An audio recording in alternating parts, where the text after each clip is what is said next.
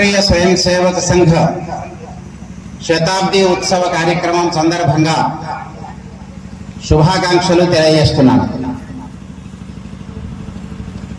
ఈ కార్యక్రమాన్ని అద్భుతంగా ఏర్పాట్లు చేసి నిర్వహిస్తున్నటువంటి స్థానిక కార్యకర్తలని అభినందిస్తూ ఉన్నాను. రాష్ట్రీయ స్వయం సేవక సంఘ 100 సంవత్సరాల క్రితం 1925లో విజయదశమి రోజున ఒక 10-12 మంది 15 సంవత్సరాల లోపు వయస్సు కలిగిన పిల్లల చేత ప్రారంభమైనటువంటి ఒక సూక్ష్మ రూపంలోని శాఖ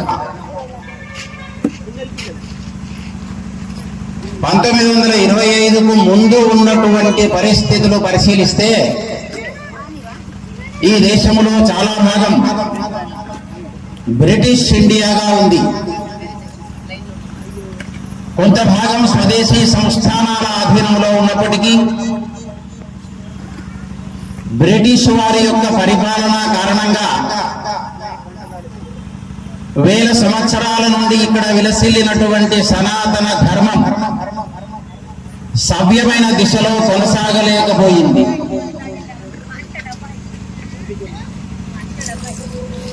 అనేక మంది ఈ దేశానికి స్వాతంత్రం తేవాలని ప్రయత్నం చేస్తూ ఉన్న సందర్భం అది. అప్పటికీ దేశవ్యాప్తంగా ఇండియన్ నేషనల్ కాంగ్రెస్, భారత జాతీయ కాంగ్రెస్ అనేక రూపాలలో మితవాద అతివాద దశలలో దేశ స్వాతంత్రం కోసం పోరాటం చేస్తూ ఉన్న సందర్భం అది.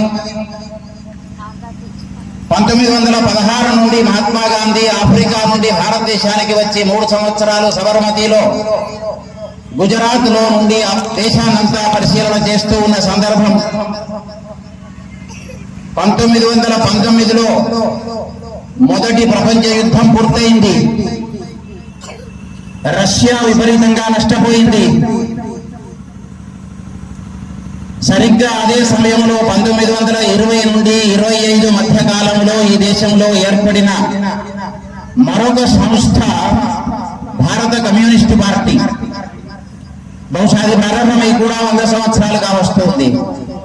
నేను ఆ రెండింటినే పోల్చదలుచుకోలేదు, కానీ సందర్భాన్ని మాత్రమే ఉటంకిస్తూ ఉన్నాను. రాష్ట్రీయ స్వయం సేవక సంఘ్ 1925లో ప్రారంభం కావడానికి ముందు డాక్టర్ హెడ్గేవార్ బెంగాల్లో వైద్య విద్యను పూర్తి చేసి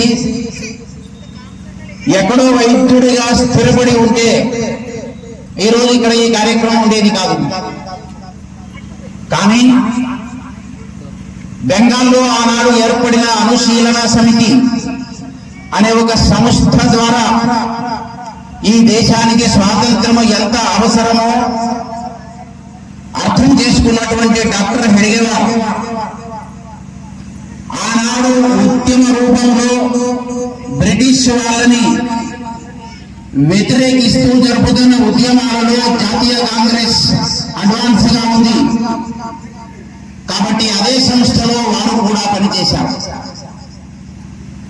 అనేక అధినివేశ కార్యక్రమాలలో, అఖిల భారతీయ సమావేశాలలో పాల్గొన్నారు. కానీ ఈ దేశానికి స్వాతంత్రం ఒక్కటే సరిపోదు అనే నిర్ణయానికి వచ్చినారు చాలా కాలము కాంగ్రెస్ లో పనిచేసినటువంటి డాక్టర్ కేశవరావు బలీరామ్ పంత్ హెడ్గేవార్. కేవలం స్వాతంత్రం సరిపోదు ఈ దేశానికి, స్వాతంత్రము అనే పదము మన భారతదేశానికి ప్రకటించిన స్వాతంత్ర ప్రకటనలో లేదు. అసలు బ్రిటిష్ వాళ్ళు భారతదేశానికి స్వాతంత్రం అనే ప్రకటన చేయలేదు. మీరు గూగుల్లో చదవచ్చు, భారతదేశానికి వాళ్ళు ఇచ్చింది ట్రాన్స్ఫర్ ఆఫ్ పవర్, అధికార మార్పిడి మాత్రమే చేశారు. ఈ దేశానికి స్వాతంత్రం ప్రకటన చేస్తున్నామని వాళ్ళు చెప్పలేదు.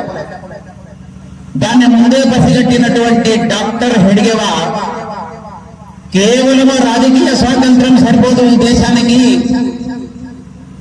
ఈ దేశంలో మౌలికమైనటువంటి సంఘటన లోపించింది.